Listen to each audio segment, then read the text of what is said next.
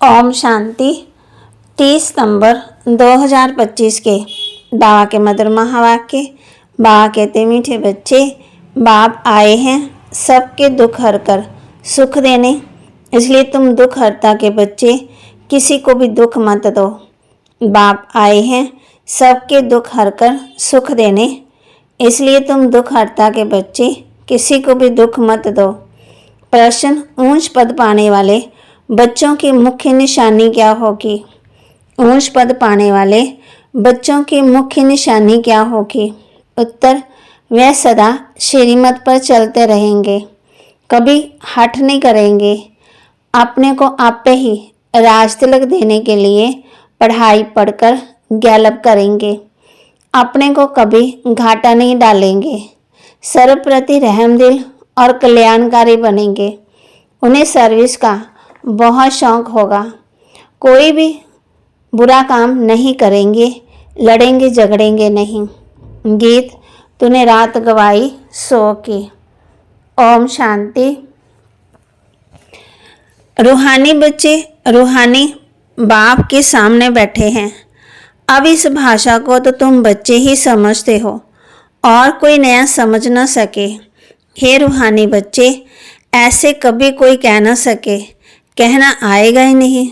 तुम जानते हो इस रूहानी बाप के सामने बैठे हैं, जिस बाप को यथार्थ कोई भी नहीं जानते, बल अपने को भाई भाई भी समझते हैं। हम सब आत्मा हैं, बाप एक है, परंतु यथार्थ रीति नहीं जानते। जब तक सम्मुख आकर समझे नहीं, तब तक समझें भी कैसे? तुम भी जब सम्मुख आते हो तब समझती हो। तुम हो ब्राह्मण ब्राह्मणियाँ, तुम्हारा सरनेम ही है ब्रह्मावंशी, ब्रह्मा कुमार कुमारियाँ। शिव की तो सब आत्माएं हैं, तुमको शिव कुमार व शिव कुमारी नहीं कहेंगे, ये अक्षर रॉन्ग हो जाता है। कुमार हो तो कुमारी भी हो। शिव की सब आत्माएं कुमार कुमारी तब कहा जाता जब मनुष्य के बच्चे बनते हैं। शिव के बच्चे तो निराकारी आत्मा है ही। मूल वतन सब आत्मा ही रहती है, जिनको शालिग्राम कहा जाता है, यहाँ आते ही हैं तो फिर कुमार और कुमारी बनते हैं जिस्मानी। वास्तव में तुम हो कुमार शिव बाबा के बच्चे। कुमारियाँ और कुमार तब बनते जब शरीर में आते। तुम भी के हो, इसलिए भाई बहन कहलाते हो। अभी इस समय तुमको नॉलेज मिली है, तुम जानते हो बाबा हमको पावन बनाकर ले जाएंगे। जितना आत्मा बाप को याद करेगी तो पवित्र बन जाएगी। आत्माएं ब्रह्मा मुख से ये नॉलेज पढ़ती हैं। चित्रों में भी बाप की नॉलेज क्लियर है। शिव बाबा ही हमको पढ़ाते हैं। श्री कृष्ण पढ़ा सकते हैं ना, श्री कृष्ण द्वारा बाप पढ़ा सकते हैं। श्री कृष्ण तो वैकुंठ का प्रिंस है, ये भी तुम बच्चों को समझाना है। श्री कृष्ण तो स्वर्ग में अपने माँ बाप का बच्चा होगा, स्वर्गवासी बाप का बच्चा होगा तो वैकुंठ का प्रिंस, उनको भी कोई जानते नहीं। श्री कृष्ण जयंती पर अपने अपने घरों में श्री कृष्ण के लिए झूले बनाते हैं, वह मंदिरों में झूले बनाते हैं। माताएं जाकर गोलक में पैसा डालती हैं, पूजा करती हैं।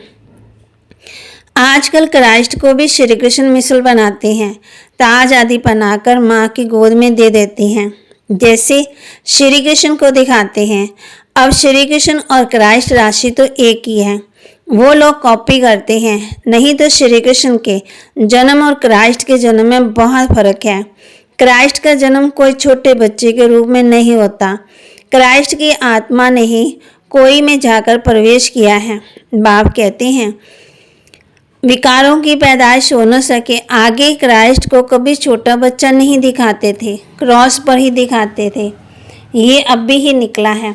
बाबा हम बच्चों को समझाते, बच्चे जानते हैं धर्म स्थापक कोई ऐसे मार ना सके तो किसको मारा? जिनमें प्रवेश किया उनको दुख मिला। सत्व प्रधान आत्मा को दुख कैसे मिल सकता है? उसने क्या कर्म किए जो इतने दुख भोगे? आत्मा ही सत्व प्रधान अवस्था में आती है, सबका हिसाब तक चुकता होता है। इस समय बाप सबको पावन बनाते हैं, वहाँ से सत्व प्रधान आत्मा आकर दुख भोग न सके। आत्मा ही भोगती है। आत्मा शरीर में है तो दुख होता है, मुझे दर्द है, ये किसने कहा? इस शरीर में रहने वाले ने। वह कहती हैं परमात्मा अंदर है, तो ऐसे थोड़ी कहेंगे हमको दुख है। परमात्मा सबके अंदर विराजमान है, तो परमात्मा कैसे दुख भोगेगा? ये आत्मा पुकारती है, हे परमपिता परमात्मा हमारे दुख हरो। पालौकिक बाप को ही आत्माएं पुकारती है। अभी तुम जानते हो बाप आया हुआ है, दुख हरने की युक्ति बता रहे हैं। आत्मा शरीर के साथ ही एवर हेल्दी वेल्दी बनती है। मूल वतन में तो हेल्दी वेल्दी नहीं कहेंगे, वहाँ कोई सृष्टि थोड़ी है, वहाँ तो है ही शांति। शांति स्वधर्म में टिके हुए हैं। अब बाप आए हैं सबके दुख हरकर सुख देने, तो बच्चों को ही कहते हैं तुम मेरे बने हो ना, किसी को दुख नहीं देना। ये लड़ाई का मैदान है, परंतु गुप्त वह है प्रत्यक्ष। ये है गायन। युद्ध के मैदान में जो मरेंगे वे स्वर्ग में जाएंगे। उसका अर्थ भी समझाना पड़े। इस लड़ाई का महत्व देखो कितना है। बच्चे जानते हैं उस लड़ाई में मरने में कोई स्वर्ग में जा ना सके, परंतु गीता में भगवान आवाज है, उनको मानेंगे तो सही ना। भगवान ने किसको कहा? उस लड़ाई वालों को कहा या तुमको कहा? दोनों को कहा। उन्हों को भी समझाया जाता है, अपने को आत्मा समझ, बाप को याद करो, ये सर्विस भी करनी है। अब तुम स्वर्ग में अगर जाना चाहते हो तो पुरुषार्थ करो। लड़ाई में तो सब धर्म वाले सिख भी हैं, तो वो सिख धर्म में ही जाएंगे। स्वर्ग में तो तब आ सकेंगे जब तुम ब्राह्मणों से आकर के ज्ञान ले।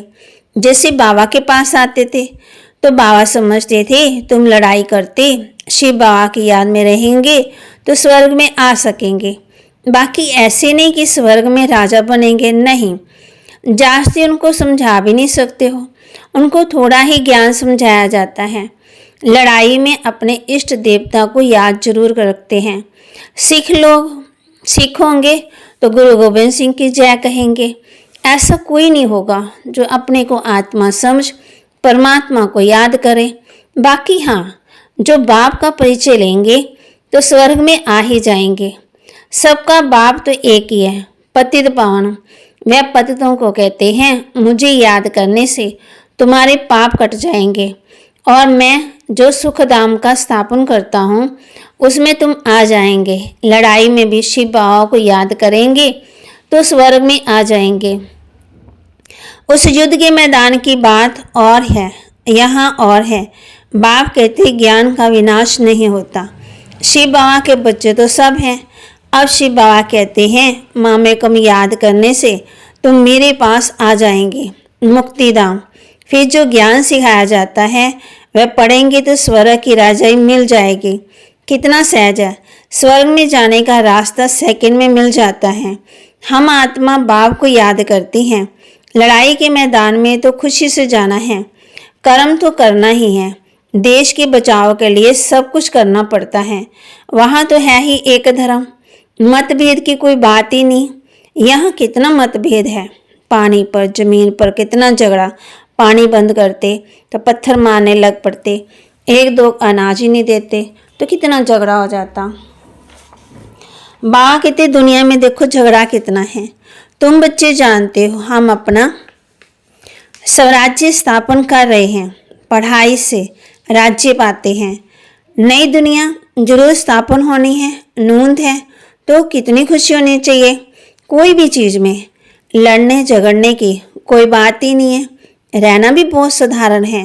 बाबा ने समझाया है तुम ससुर घर जाते हो इसलिए अब वनवा में हो। सभी आत्माएं जाएंगी शरीर छोड़कर, शरीर थोड़ी जाएंगे। शरीर का अभिमान भी छोड़ देना है। हम आत्मा हैं, 84 जन्म अब पूरे हुए। जो भी भारतवासी हो बोलो भारत स्वर्ग था, अब तो कलयुग है। कलयुग में अनेक धर्म हैं, सतयुग में एक ही धर्म था। भारत फिर से स्वर्ग बनता है। समझते भी हैं भगवान आया है, आगे चल भविष्यवाणी भी करते रहेंगे। वायुमंडल देखेंगे ना तो बाप बच्चों को समझाते हैं बाप तो सभी का है, सबका हक है। बाप कहते हैं मैं आया हूँ और सबको कहता हूँ माँ में कम याद करो तो तुम्हारे भी कर्म विनाश होंगे।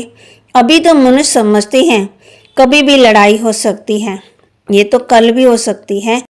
तो आम बच्चों को समझा रहे हैं लड़ाई लगने में देरी थोड़ी लगती है, परंतु तुम बच्चे समझते हो अभी हमारी राजधानी स्थापन हुई नहीं है तो विनाश कैसे हो सकता है।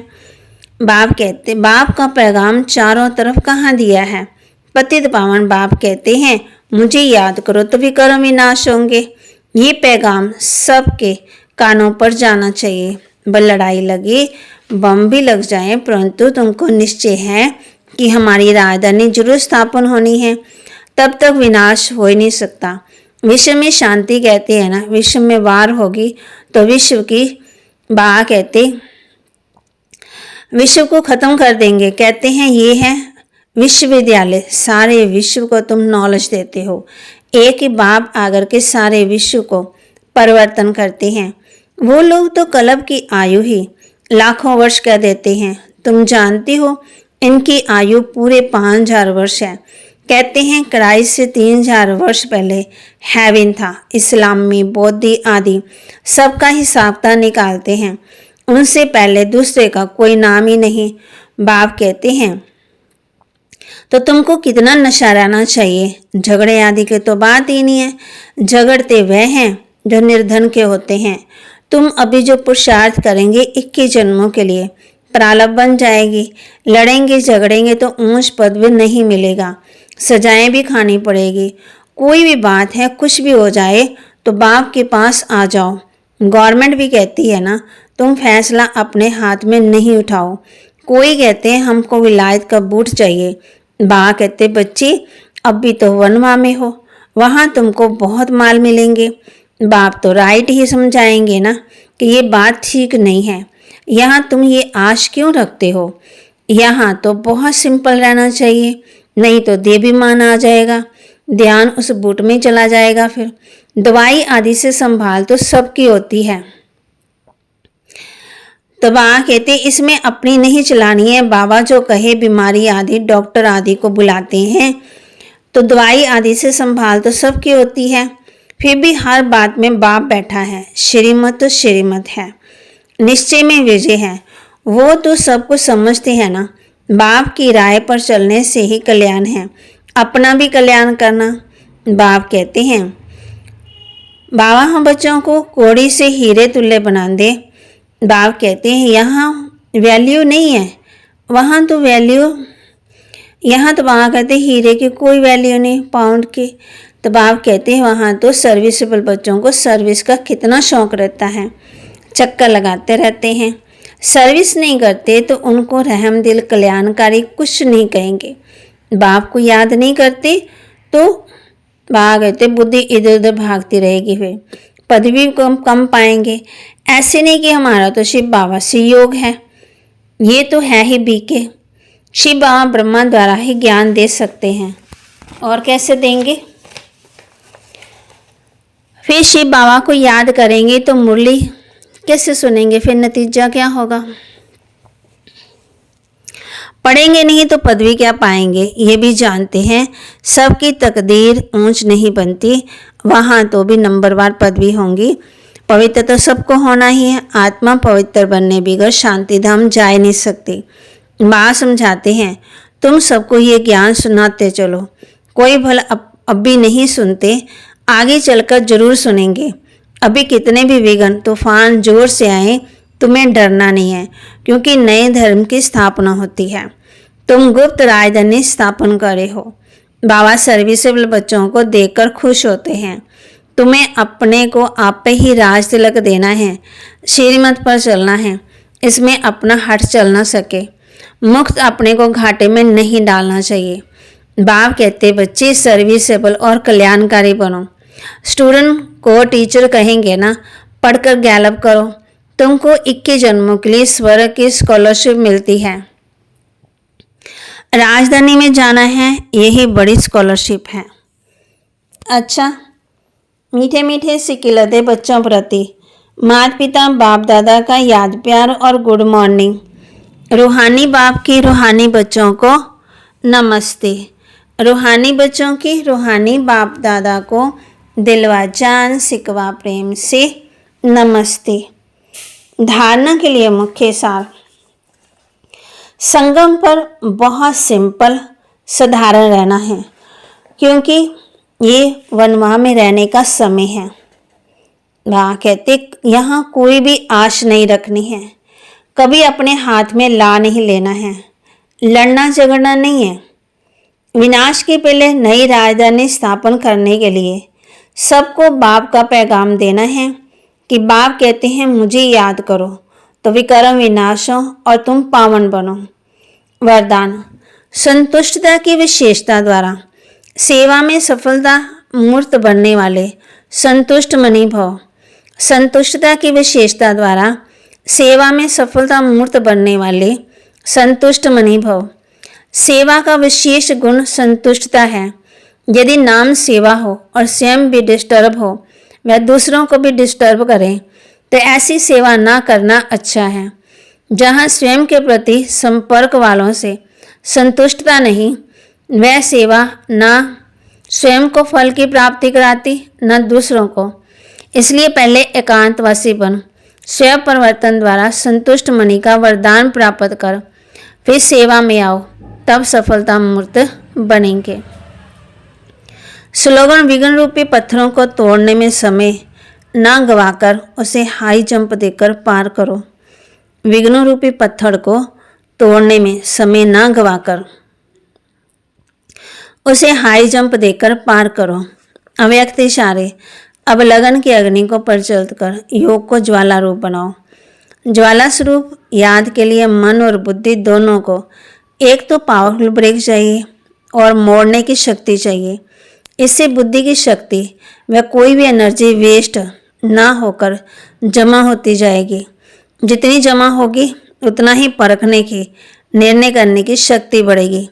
इसके लिए अब संकल्पों का विस्तार बंद करते चलो, अर्थात समेटने की शक्ति धारण करो। तो बाबा के महावाक्य को लाइक करें, शेयर करें, सब्सक्राइब करें और अपने जीवन में जरूर धारण करें। और संतुष्टता की विशेषता द्वारा सेवा में सफलता प्राप्त करें, संतुष्ट मणि बने और विघ्न रूपी पत्थरों को तोड़ने। बाबा के महावाक्य को लाइक करें, शेयर करें, सब्सक्राइब करें और अपने जीवन में धारण जरूर करें। ओम शांति।